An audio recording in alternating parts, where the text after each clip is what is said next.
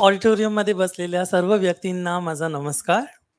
सर्वप्रथम मी या मंचावर उपस्थित अम, माझ्या बहिणींना आणि भावाला खूप खूप आभार मानते, कारण ह्या सर्वांनी ज्या आपल्या स्टोरीज आपल्यासोबत शेअर केल्या आहेत, ह्या शेअर करण्यासाठी खूप धाडस आणि धैर्य लागतं. ह्या इतकं सोपं नाहीये, कारण प्रत्येक वेळी आम्ही कोणत्याही मंचावर जाऊन आमच्या स्टोरीज सांगत असू, त्यावेळेस आमच्या डोळ्यातच नाही पण आमच्या हृदयाला पण त्रास होतो आणि आमच्या डोळ्यातून आपोआप अश्रू येतात. हे इतकं सोपं नाही आहे. आणि जसं हलिमा म्हणाली, की प्रत्येकाच्या आयुष्यात संघर्ष होता, तसा माझ्याही आयुष्यात संघर्ष होता. पण त्या संघर्षातून आम्ही कसे बाहेर निघालो हे नक्कीच प्रत्येकाने आपापल्या तऱ्हेने सांगितलं. पण माझ्या बाबतीत ही एक चांगली गोष्ट झाली, ती होती की माझ्या घरच्यांकडून मान्यता, माझ्या ओळखीबद्दल, माझ्या अ, कामाबद्दल, आणि मला एक सपोर्ट होता, जो मला आयुष्यात पुढे होण्यासाठी मदत करत होता. ऑफकोर्स तो इतका सहज आणि सोप्या तरीकेने नाही मिळाला मला. त्यात थोडी मेहनत मलाही करावी लागली. बऱ्याचदा आपण ऐकत होतो, की तुम्ही एक पाऊल पुढे या, आम्ही एक पाऊल पुढे करू. हे पाऊल पुढे करण्याचं नाहीये, पण एकमेकांना हात धरून एकमेकांसोबत पुढे चालण्याचा एक ध्यास आहे. आणि त्यासाठी मला माहित होतं, की जर मी कुठे स्ट्रॉंग आहे, तर माझी फॅमिली कुठे जी वीक आहे, त्यांना मला सोबत घेऊन चालायचं आहे. सो मी समजण्याचा प्रयत्न केला, आणि त्या समजण्यातून बरंच काही पॉझिटिव्ह निर्माण झालं. ते सुरुवात इथून झाली, की जे काही निगेटिव्ह गोष्टी होत होत्या आयुष्यात, त्यांना मी अपॉर्च्युनिटीज म्हणून घेतल्या, थ्रेट्स म्हणून नाही घेतल्या. पण त्या संधींचा मी पुरेपूर फायदा करून घेतला आणि परिस्थिती बदलण्याचा प्रयत्न केला. त्यासाठी बरेच लोकांनी त्रास दिला. मलाच नाही, पण माझ्या घरच्यांनाही. बऱ्याच काही गोष्टी म्हटल्या, मलाच नाही, पण माझ्या घरच्यांनाही. पण आम्ही काही हताश, निराश होऊन नाही बसलो. आम्ही ठरवलं होतं, की पुढे व्हायचंय आणि त्यासाठी आपल्याला जे योग्य ते करता येईल ते करायचं. म्हणून सुरुवात माझी झाली ती माझ्या शिक्षणापासून. भले मला माहित होतं, की मला घरातून बाहेर काढलं जाईल, पण मी माझं शिक्षण काही सोडलं नाही. किती कठीण अवस्था होती. मुलांच्या शाळेत टाकलं, कॉलेजमध्ये बरेच काही वाईट गोष्टी झाल्या. पण मी ठरवलं होतं, की शिक्षण सोडायचं नाही. जितकं जास्ती घेता येईल, तितकं घेत राहायचं. आणि बरीच प्रगती केली, आणि प्रगती करूनही समाज साथ द्यायला तयार नव्हता. मी कॉलेजमध्ये शिकवत होते, तिथेही मला सांगितलं, की ही लिपस्टिक लावून वर्गात यायचं नाही शिकवायला, किंवा स्कर्ट घालून वर्गात शिरायचं नाही.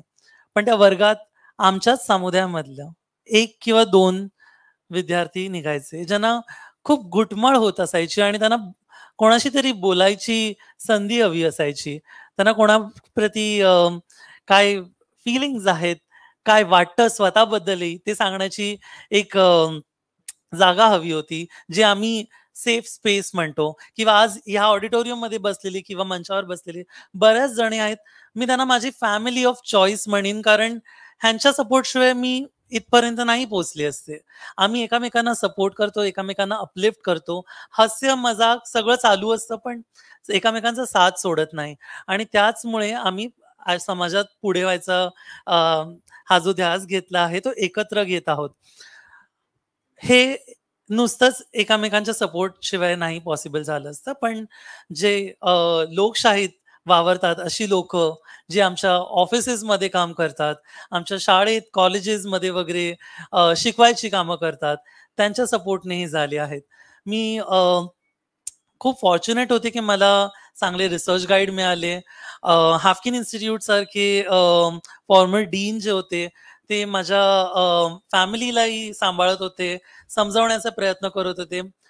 इमोशनल वेलबिंग आमची सांभाळली गेली बऱ्याच पातळीवर, कारण इतकं सहज आणि सोपं नव्हतं माझ्या आईला मान्य करून घेणं, की नियरली 2 डेकेड्स तिने मला एका पुरुषाच्या रूपात बघितलं, आणि मग आणि तिला आईने कळालं, की खूप मी मोठी सिंगल मदर म्हणूनही त्यांनी तुम्हाला सांभाळलं. हो, ॲज अ सिंगल पेरेंट तिच्यासाठी खूप कठीण पाऊल होतं, पण ते तिने खूप छानपैकी पार पाडलं. आणि माझ्या भावासोबतही तिने समजण्याचा प्रयत्न केला, की मी कशा तऱ्हेने जगण्याचा प्रयत्न करते. आणि माझं आयुष्य किती सुंदर होऊ शकतं आणि त्यासाठी ते काय करू शकतात. सो त्यासाठी सपोर्ट ग्रुपशी कनेक्ट करणं किंवा LGBTQI+ कम्युनिटीच्या इव्हेंट्समध्ये भाग घेणं, लोकांबद्दल जाणून घेणं, त्यांच्या ओळखी, आवडी-निवडी समजून घेण्याचा प्रयत्न करणं, ह्यात त्यांनी सहभाग घेतला. आणि तेवढंच नाही, पण माझ्या ऑफिसमध्येही लोकांना समजावण्याचा प्रयत्न केला आणि हे सगळं विनम्रतेने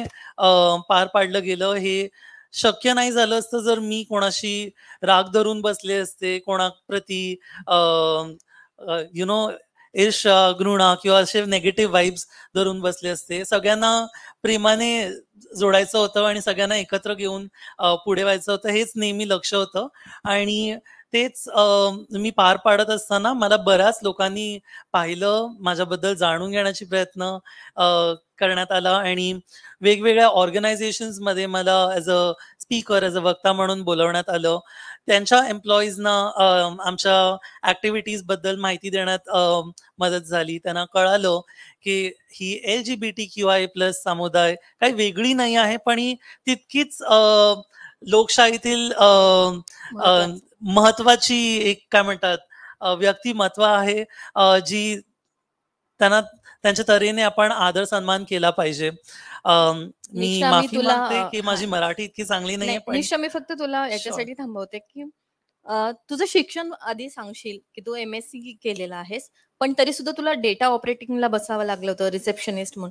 त्याबद्दल नक्की सांग, म्हणजे तू तुझ्या बाकी आपण सो संशोधन करत व्यक्तिमत्वाबद्दल ऐकलं. असताना मला बऱ्याच संध्या मिळत होत्या. Like me as a lecturer म्हणून शिकवत होते कॉलेजेसमध्ये, स्कूल्समध्ये वगैरे बऱ्याच ठिकाणी जाण्याची ऑपॉर्च्युनिटी मिळाली. डिस्क्रिमिनेशन सोबत आलं, पण मी पुढे होत राहिले. मला माहित होतं की पोट पाळण्यासाठी मला काम करावं लागणार आणि घरच्यांना मी सोडून जाऊ शकत नाही. म्हणून मी कॉर्पोरेट्समध्ये BPO सेक्टरमध्ये पण काम करायला गेले आणि एका ऑर्गनायझेशनमध्ये अक्षरशः रिसेप्शनिस्टच्या पोझिशनसाठी मी काम करायला तयार होते, कारण मला एक डिग्निफाईड आणि रिस्पेक्टफुल अपॉर्च्युनिटी हवी होती. फॉर्च्युनेटली ते एक सायंटिफिक ऑर्गनायझेशन निघालं आणि मी सायंटिफिक बॅकग्राऊंड मधून बिलॉंग करते, म्हणून माझ्या रिसर्चबद्दल, माझ्या संशोधनाबद्दल त्यांना बरीच काही माहिती देऊ शकले.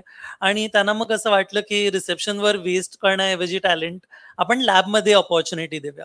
सो लॅबमध्ये मी काम करायचा प्रयत्न केला आणि इतकं सोपं नव्हतं, कारण लोकांना कॉन्फिडन्स नव्हता, त्यांना विश्वास नव्हता की आम्ही तितकंच चांगलं काम करू शकतो जितकं इतर कोणी व्यक्ती.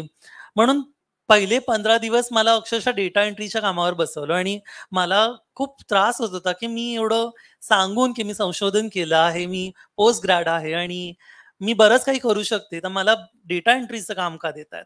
त्याच्यानंतरही संवाद होत नव्हते आमच्यामध्ये आणि क्लॅरिटी नव्हती. सो काही लोकांना वाटलं की मी वेगळ्या बॅकग्राऊंडमधनं बिलॉंग करते, म्हणून त्यांनी मला लो लेवलचं वर्क दिलं. असं करून मी बऱ्याचदा HR कडे जाऊन त्यांना सांगून त्यांना खात्री पटवून दिली की मी बरंच चांगलं आणि मोठ्या पातळीचं काम करण्याची केपेबिलिटी घेऊन येते आणि मला ती अपॉर्च्युनिटी मिळाली पाहिजे. तू तेव्हा ऐकवलंस त्यांना. जाऊन तू ऐकवलंस त्यांना. हो, मला खरंच लढावं लागलं माझ्या हक्कासाठी आणि सिद्ध करावं लागलं की मी बरंच काही काम करून स्वतःला प्रूव्ह करू शकते. सो सायंटिफिक ऑफिस असिस्टंट पासून मला सायंटिफिक ऑफिसरवर प्रमोट केलं. त्याच्यानंतरही बरंच काही कठीण अवस्थेत मला जावं लागलं. पण आता करंटली मी आमच्या ऑर्गनायझेशनचं लॅब व्हर्टिकलमध्ये ट्रेनिंग, लर्निंग आणि डेव्हलपमेंट मॅनेज करते. ऑर्गनायझेशनच्या पॅन इंडिया ब्रांचेसमध्ये सर्व एम्प्लॉईजना मी ट्रेन करण्याचं रिस्पॉन्सिबिलिटी घेतली आहे आणि त्याचसोबत मी कम्युनिटीसाठी पण काम करते.